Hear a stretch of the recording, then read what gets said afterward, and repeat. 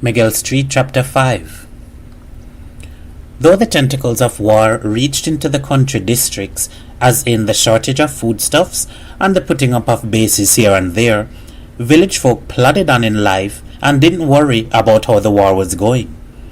A man named Soilo, who lived in the northern range up on the Arepa Hills in the central part of the island, didn't know that there was war until a day in August 1942.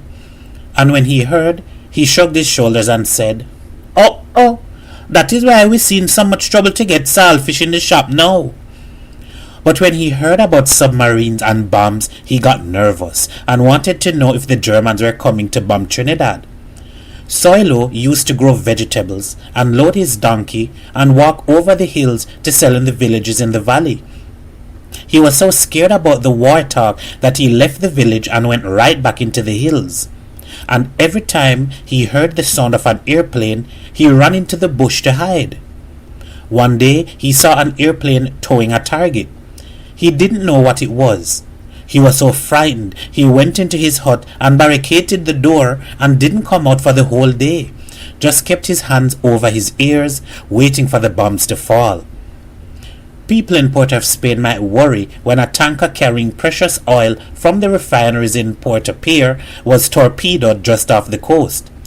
But what did it matter to the villages as long as nothing happened to the land?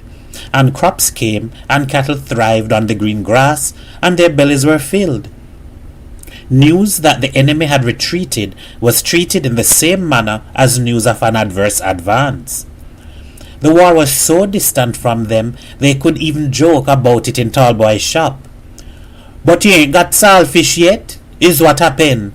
They bombed the ship that was bringing it from England." And when there was no saltfish, didn't they have tomatoes and beans and cabbages growing out of the rich earth? Even in peace, they hadn't bothered much about the outside world. There were some old Indians in Barataria who had never been to the city, just 4 miles away. Tiger knew something big was happening. Men were killing each other for something. He used to wonder if he were out there in the bigness, if he'd grow wise, if he'd learn more about life. Sometimes, in the morning, when he got up early and dew was still heavy on the grass, he used to watch at what he could see of the world. The sky, light blue with promise of a sunlit day. The low hills that break away from the northern range and run hunchbacked for some miles, and the trees on the hills, dark green before the sun rose and made them lighter. With all this, with the mango tree in his yard, the flowers Ermela had planted, the land he could see around, and gardens, he felt a certain satisfaction, as if he were living in accordance with the way things should live. These sensations happened too when he was working in the fields. Sometimes the sun burned into him, so he raised his back and tried to look at it, knowing there was power and bigness there. He used to spend hours in the shop, listening to opinion from the few who showed passing interest in how the battle waged. He usually kept silent and listened. He soon realized that with their tongues loosened over a bottle of rum, they just talked and argued to pass time away, and he would learn nothing. Among those who argued was an old Indian called Sukdeo. Sukdeo lived on rum and memories. He was a little man, so dark that his grey beard and straggly hair seemed growing out of his face. His legs were bowed. Varicose veins ran crazily on them. His hands were cracked and gnarled with labor. His whole body gave that impression, as if he had done too much work in his childhood, before his bones had a chance to shape themselves. His cheeks were sunken and tough, his eyes small and red and piercing. Sukdeo still had 2 teeth in his mouth with which he could rip the skin off a piece of sugar cane with ease. With them and his hardened gums, he could eat anything. If he laughed, and he often did, the teeth were like brown, ugly stubs set in chocolate blancmange. He had come from India to work as an indentured laborer on a white man's plantations. He liked to talk about how it was with him, about the old days, how he had worked himself to the bone, how he used to seduce girls in the cane fields, how he had lived in San Juan when the land was planted with cane and not as it was today with houses and streets. He remembered when the whole of Barataria was cultivating cane, spreading down to the swamp.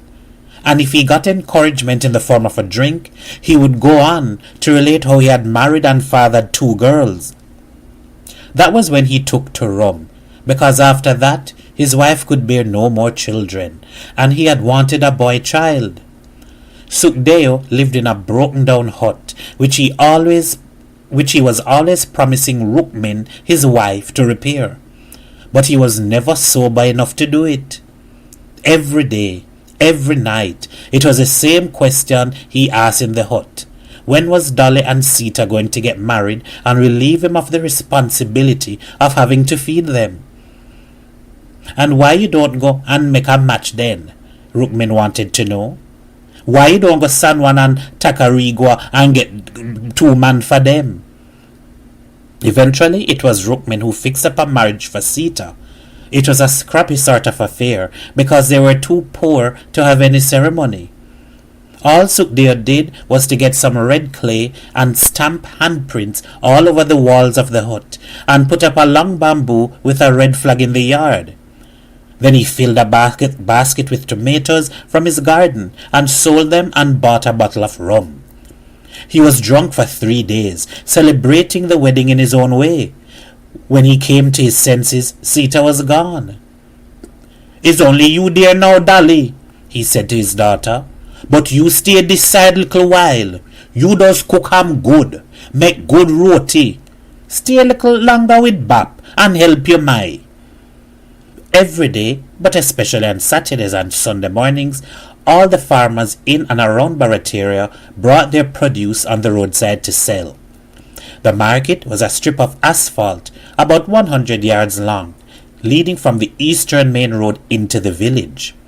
Here Joseph, the butcher, a red-faced half-Spaniard, sold meat at black market prices. Most of the rich people in Port of Spain came on Sunday mornings to buy from Joseph, because by prearrangement he kept the choice cuts for them, and they paid whatever he asked. What remained he sold to the villagers. His stall was always crowded with customers demanding their half-pounds and 1 pounds. Joseph used to make the half-pounds wait until last. It was a clamour and a pushing, and no one dared to ask the price. They just thrust money in his hands and took what change they got and considered themselves lucky. "But Mr. Joseph, so long a year waiting for this half-pound beef, and you serving them people before me? Mr. Joseph, please thanks for a half-pound." And Joseph would pause and calmly sharpen his knife, working his elbows and looking at the customers with a glassy stare. Sometimes, when the noise was too much, he leaned on the back of the stall and folded his arms, refusing to serve until some order was restored. Fisherwomen occupied the left side of the road near the concrete culvert. They sold only to customers they knew, because once one of them, Matilda, had kicked up a big noise when a man didn't want to pay what she asked, and it had led to trouble. The magistrate in Port of Spain fined her $200. While Joseph charged black market prices quite openly, he was friendly with the police, and it was rumored that he occasionally bribed them. The fisherwomen whispered in the ears of customers that things were bad with them. They had to pay high prices for the fish in the city and transport it to the village, and not to let anyone see them passing the money. The vegetable vendors spread old bags on the right side of the road and laid out their cassava and dasheen and peas. Sukdeo had a special spot at the head of the road where he did his selling. Somehow his crops were always plentiful, though he hardly did any work in his garden. While the others rose early and worked until the sun went down, Sukdeo would be straying about the village trying to get a drink of rum. While they planted by the seasons and were anxious when the rains did not come, he just pushed seeds in the soil. It seemed the earth returned his careless love for it and sent his plants up into the sunlight, while others were employing manure and chemicals for their seeds to sprout. Sukhdeo was not a good vendor. He teased the people who came to buy and ogled at the women and girls. After an hour or so, when perhaps he had sold a shilling's worth, he would go out on the main road for a drink. If he met company, he would forget all about selling. Sukhdeo never remained in one spot. He moved around from vendor to vendor, mocking the size of their vegetables, playfully cursing some of them. He had a sense of humor which enabled him to be always laughing at people, as if life was a huge joke, not to be treated seriously. The best way out was to be drunk as often and as long as possible. If sales were dull, he lowered his prices despite the protests from all sides. He would walk bow-legged up and down the street with a few bunches of lettuce, bawling out, "Take 'em whatever you give 'em for it." Sometimes he got so drunk on the money he made that he rolled in the street, laughing and kicking his legs in the air. Or he rolled in the gutter and lay still, all gone. Then someone would tell Rukmin, and she would send Dolly to drag him home. The whole of Barataria knew Sukhdeo and humored him on in life, knowing it was not going to be long before he died from rum or lack of it. He swaggered in the knowledge that he was popular, and when he was really broke, didn't think anything of begging, screwing up his face in a woe-begone expression. "It's only to buy rum you want money, Sukhdeo," they told him, and he wouldn't deny it. In the rainy season, when bushes and grass grew high in the yards, he offered to hoe and cutlass. He would ask for part payment before he started and go off and get drunk and not return for days. "Hey you Sukhdeo, don't play, you know, you don't know me. Don't bend down your head. I sees you already. You take me money and up to now you ain't come to weed the yard. I bet you I call a policeman for you." And Sukhdeo would clutch his back as if in great pain and say, "Too much sick this side, pain all over body. But me come tomorrow, please God." He was the butt of the children. They were afraid of him and teased him from a distance.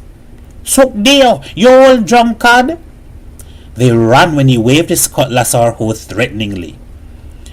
When the children misbehaved at home, their parents threatened to give them to Sukhdeo, and that made them quiet.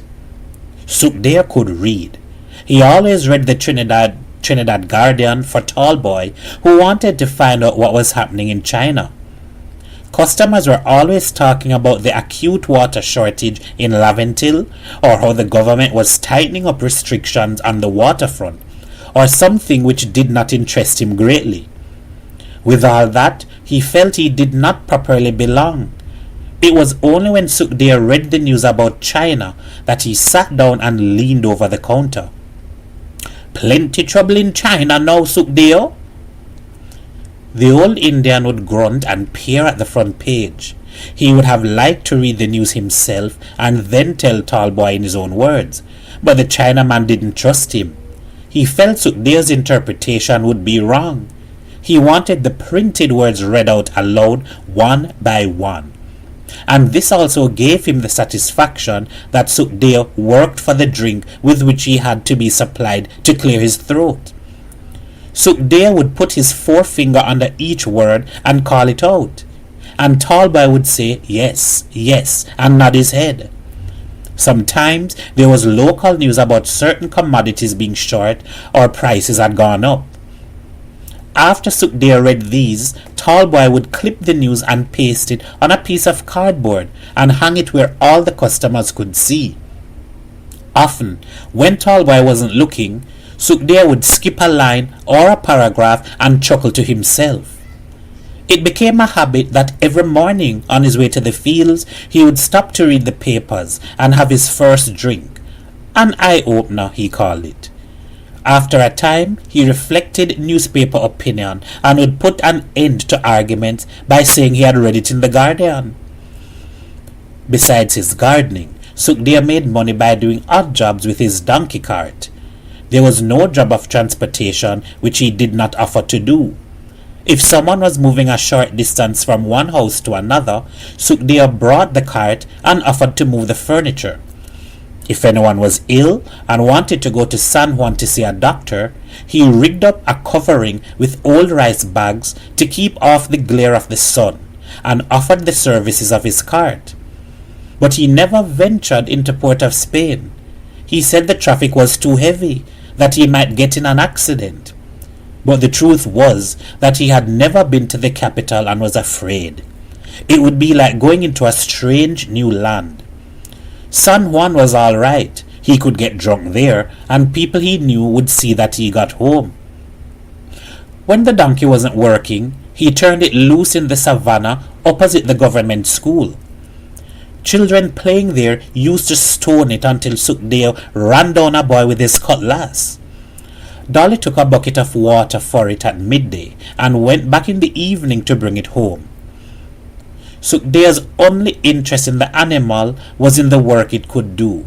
He used to call it Donkey. In the morning he said, "Donkey, get up," and in the evening, "Donkey, lay down." Donkey was a faithful beast.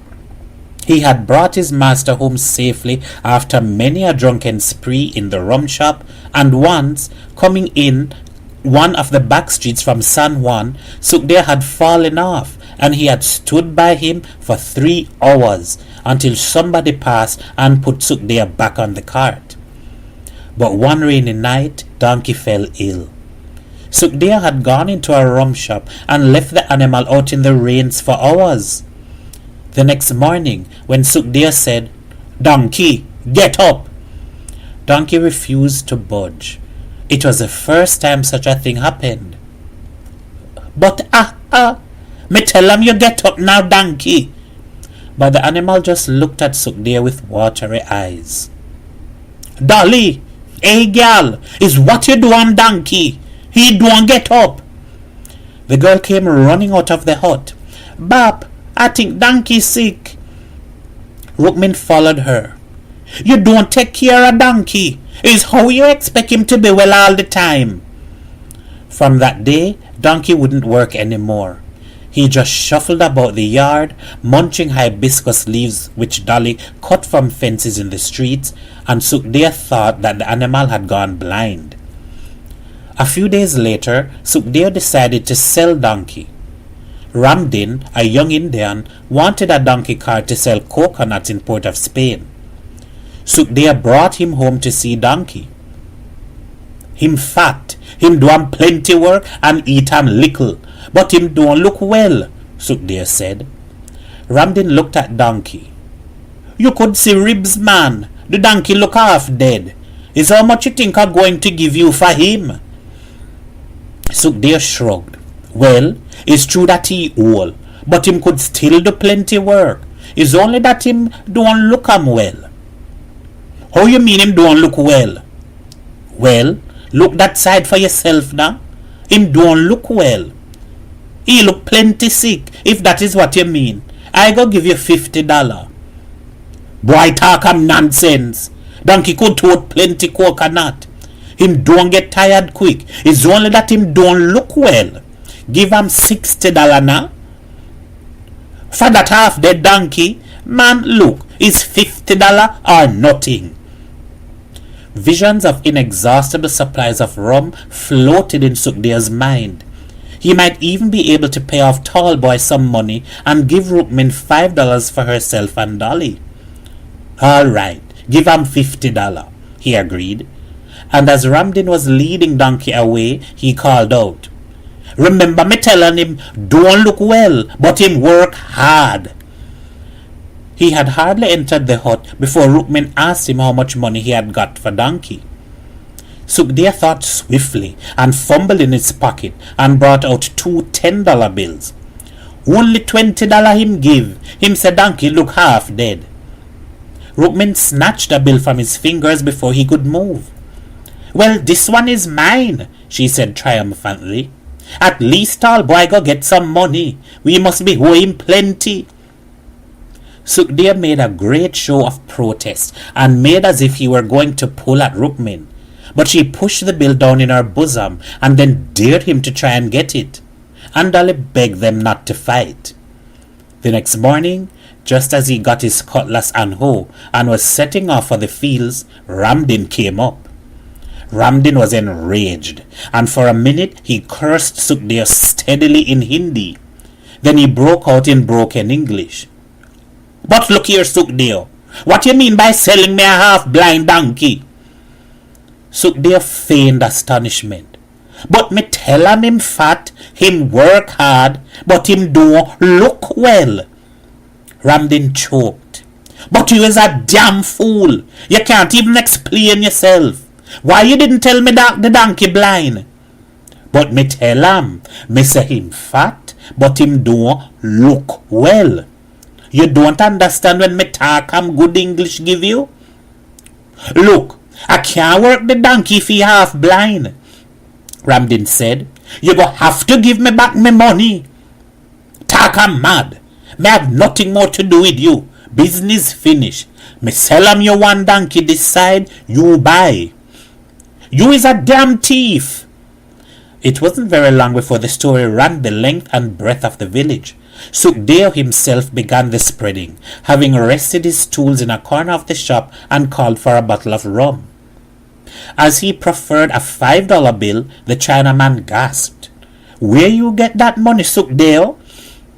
And Sukhdeo told the story between drinks, and those in the shop heard it. And it was a big joke. They forgot all about reading the newspapers. It was almost midday when the bottle of rum was finished. Sukhdeo had told Tallboy not to worry, that Rookmin would pay off some money on what they owed, and Tallboy suggested that he save the money he had. "Put some money in the bank, man," he said. "What bank?" "Best bank in the world is this side," and Sukhdeo patted his pocket. "But you're sure to drink out all the money. Let me keep it for you, and when you want I will give you," Tallboy urged, for he didn't like the idea of Sukhdeo drinking it all away and owing him all over again. But Sukhdeo was thinking about what Tallboy said. He had never had so much money at one time in his life. He kept his hand in his pocket and played with the bills, feeling like he supposed a man with a lot of money would feel. But Tallboy was right. When Rookmin paid him, he could always trust a bottle now and then. But what should he do with the money? He couldn't keep it on him all the time. By now Rookmin must have found out how much he really got for donkey and was only waiting a chance to rifle his pockets. His eyes roamed the shop as he thought, and alighted on a shelf with tins. Suddenly he knew what he was going to do. He asked Tallboy for an empty Ovaltine tin. "What you want to do with it?" "Nothing, man. Neighbor asked me to bring am dry okra seed for she to plant, so me go put am in the tin." When Sukhdeo left the shop, he was walking as if he had not had a touch of rum for the morning. In his garden, he looked around to see if anybody was near. His plot of land adjoined Tiger's. He could see the young man. His back was bent. He was planting. Sukhdeo crouched, and a clump of black sagebush hid him from view. He sat down on the ground between two banks of tomatoes and took the money from his pocket. Sunlight struck the paper and the bills glared. Sukhdeo had never read what was written on a bill, but now he spread them out on the ground, rubbing out the creases and reading slowly what the treasury people wrote on bills. When they were all smooth, he folded them small and put them in the Ovaltine tin. Where should he bury it? In one of the beds? No. Rookmin and Dolly sometimes came in the garden, and in weeding might uncover it. The spot must be one on which no work would ever be done. He looked at a long mango tree which grew right on the border of his plot. Still bending low, he went to it and selected a spot between two roots. He dug deep with the cutlass until perspiration bathed his body. Still he dug, looking around anxiously every now and then to make sure no one was watching. Then he put in the tin and covered it with a dry piece of wood. He filled the hole, taking a risk of being seen by standing to stamp the earth firmly in. He shoveled dry leaves with his foot and scattered them over the spot. Then he swung his cutlass carelessly at the mango tree and made a deep gash in the trunk to mark the spot, and sap ran out. 2 days later, the sap turned into a brown, gluey substance with a blob where it stopped running down the trunk. Tiger had often seen Sukhdeo sitting on a bag of rice, reading the papers in the shop, his eyes squinted as if he were looking at the sun. And though they exchanged words, he was too shy to strengthen their acquaintanceship. He was always promising himself to ask Sukhdeo questions because he could read and he would know so many things about the war, about other lands, and how people lived. Perhaps Sukhdeo might even teach him to read, and then he could borrow books and magazines, and his mind would become big as he read of the world and the seas. One morning, no customers were in the shop, and Tallboy was opening a barrel of saltfish in the back. Only Sukhdeo was there, digging between his toes with one hand and tracing words on the sheet of paper with the other. Tiger made up his mind. 2 things would win the old man's favor: respect and rum. He got to the point right away. "Mr. Sukhdeo," he said, "all these things you just read about, you think you could tell me how ships sinking and why people fight in war and all that sort of thing?" It seemed as if Sukhdeo didn't hear him at first. Then slowly the paper was lowered and the old Indian looked at Tiger. He burst into great cackling laughter. "Is what you call him, me boy, Mr. Sukhdeo?" "Is nothing wrong in that," Tiger said uneasily. Sukhdeo got down from the rice bag and put his arms around Tiger. He could not remember the last time he had been treated with such respect. Even the children laughed at him. It was always "Hey" or "Babu" or just plain "Sukhdeo." The occasion was worthy of a drink. He called to Tallboy. Tiger didn't want to surprise his stomach with a drink so early in the morning, but he couldn't refuse Sukhdeo. He paid for a nip, and after they drank, Sukhdeo asked him exactly what it was he wanted to find out. But Tiger couldn't explain the way he felt about things. Even after Sukhdeo read the latest news for him, it was as nothing.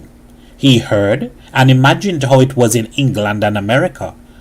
But he was conscious only of the great distance which separated him from all that was happening.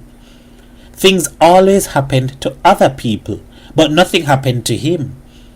Only big responsibility. He was disappointed. He had expected that as soon as Sukhdeo explained things, the knowledge would put him right. But the more he listened, and Sukhdeo flavored the facts with his own opinion, the more perplexed he became. Tiger decided to go to his garden, and Sukhdeo took the rum and went with him.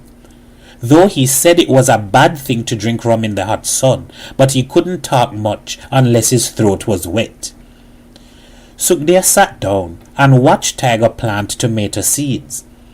Once in his garden, Tiger became engrossed in cleaning his beds and forgot all about the conversation. For some weeks now, he had been waging a losing battle with a persistent type of weed, which the gardeners called "Mary Shut Your Gate," because when the leaves were touched, they folded in. He was tired weeding them out. They sprang up again every 3 or 4 days. What used to anger him a lot was when he looked over at Sukdeo's plot of land and saw his crops growing though the weeds were thick on the ground, and Sukhdeo was never doing any work, turning up the soil or cutlassing or anything, like now, sitting down there and drinking rum. "But Sukhdeo, How it is your crops always coming good and you don't do any work in the garden, man? Is who telling me now do I'm work? You think things could grow so unless you help them? But man, I does be working hard here every day and I does scarcely see you. It look as if the only time I see you is when you're reaping crop, not planting them. And two besides, look at the state of your garden. Man, black sage and Mary Shuttygate growing all about as if it's what you plant. Sukhdev tilted the bottle to his head and took a long drink. Amber in the bottle reflected yellow in the sunlight. Listen, boy, I could see you're still young. You have plenty things to learn. In the first place, you have to love the things you plant. Is how you mean? I can't explain. It's just that you must love the tomatoes and lettuce and pigeon peas, and they go grow if you love them. And in the second place, you have to know which crop to plant and when. Tiger dug deeply at a root. Well, I does love the things I plant, he said sullenly. I does like to see them growing up, and when flowers come, and then I does take good care. Well, the crops and them does be good, but what I want to know is how you don't even do half of what I does do, and yet yours come good too. It have a agriculture man from the government does come round sometimes and give we advice, because it have war, you know, and they say we must grow more food. You does do what he tell you to do? Is that why your crops are always good? You mean that fella who come this side? He smart. He know what he talk am about. He have plenty book knowledge. One time, you know, he come and ask me how I does plant and why I don't take more care with the garden. That time I was planting pigeon peas. He look at the young trees and he tell me that unless I do what he say, I wouldn't get enough peas to feed a fowl. But you think I was worried with him? Nah, man. 2-3 months after he come back, and this time so, pigeon peas laying on the trees, boy, until the branches touching the ground. He look and he say, it's a good thing I do what he say. And I keep quiet and say yes. But I didn't follow his advice at all. And yet I had peas like fire. I must be making about $20 that season. Well, that is you. But I will follow the advice he give me, and my lettuce coming good. If you want, I teach you 1-2 things. Like what so? You won't say you know more than government people. Have same thing you learn only by experience. A cart laden with manure, drawn by a sleepy-eyed ox, comes slowly along the trail. The driver shouted, Tiger, your wife asked me to drop this manure here for you.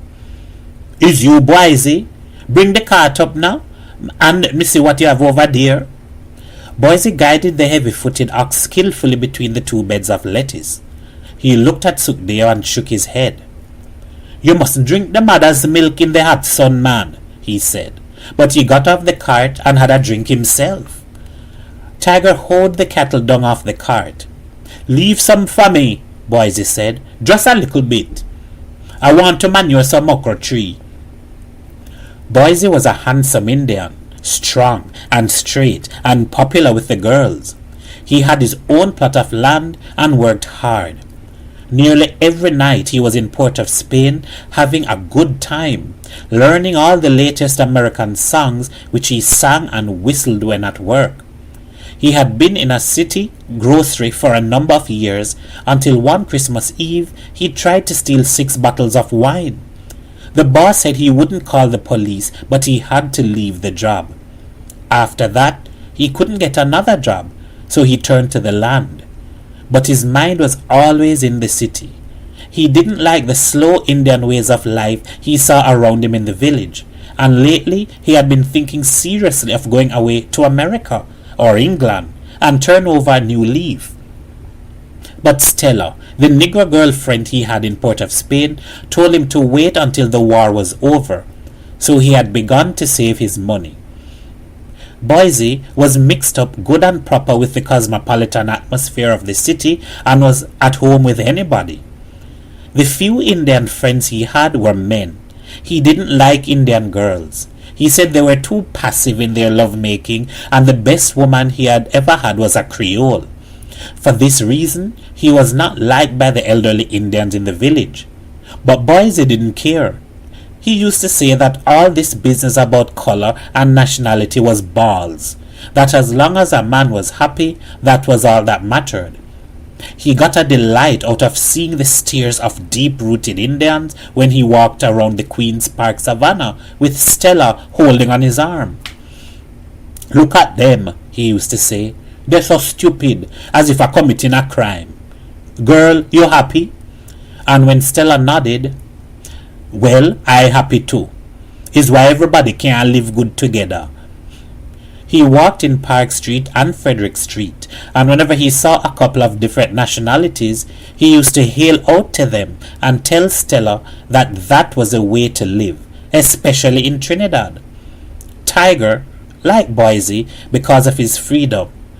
Sometimes he talked of life in the city, and it was a new world to Tiger, who had never seen a trolleybus or a tram, or the house the governor lived on, or the red house where the politicians held their meetings. Boise had promised to take him to the city and show him the sights. As he hoed the manure into a compact heap so the sun wouldn't dry it quickly, he reminded Boise of this. "When you going to town again, Boise?" Your foot getting hot since I tell you about that, eh? What about Saturday? We could spend the whole day if you have money." "I want to go by the sea and see the ships." Sukhdeo made a disgusted sound with his teeth and tongue. "What you go on town to see? You could get plenty rum this side. Right by tall, boy." "Don't mind he, Tiger," Boise said. "As long as he could get a bottle of rum, that is all he want. He don't know they have other things in the world." Sukhdeo stuck the empty bottle on a limb of bamboo. "All right, all you is young, but I get 'em all already." And when he went away to another part of the fields to find more agreeable company. "Tell me about the time when the governor did come, Boise." "I tell you about that already, man. It was a big thing. People like fire lining the road to see him, and the policeman playing, and the guards and soldiers. He went to the Red House and make a speech. They had all them big shots there, opposite in Woodford Square. It had a loudspeaker running from the Red House, and we could hear everything the new governor saying about what he going to do to make Trinidad a better place." "What about the house he lived in? Is a big house?"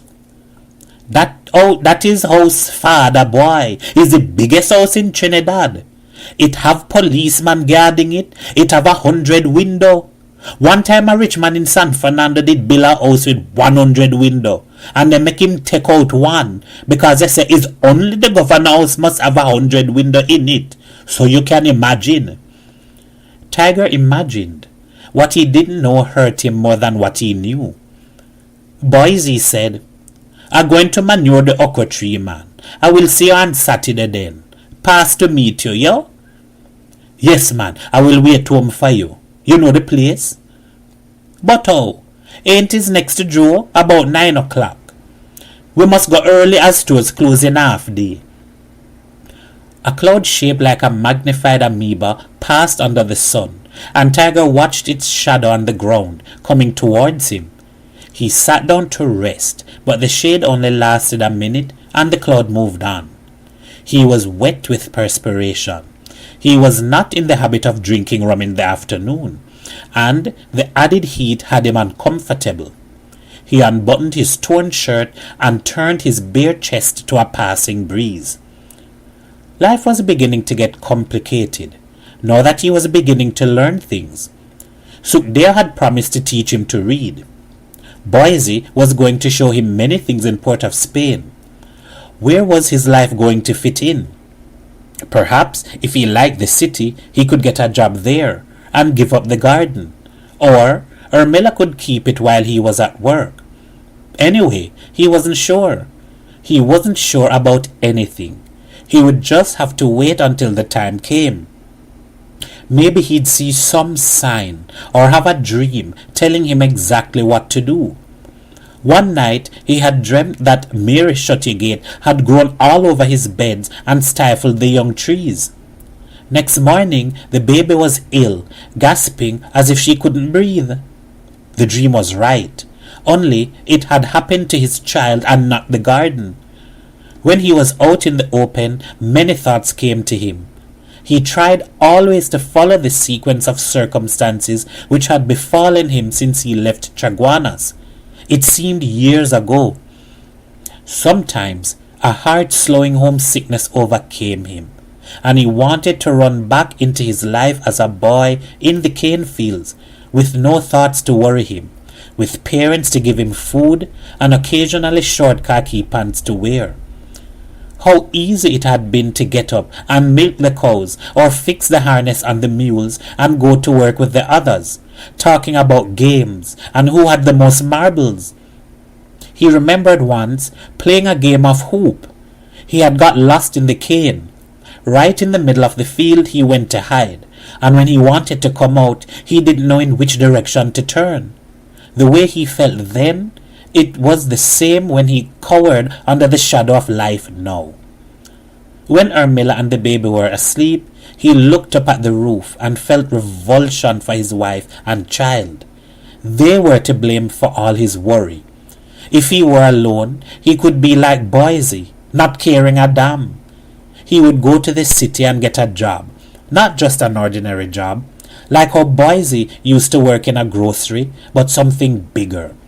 He would even go to school in the night and learn to read and write. Right here in Barataria, he could have gone to school, but everybody would laugh at a big married man like him going to class with a slate and pencil. Even little Henry could read and write a little.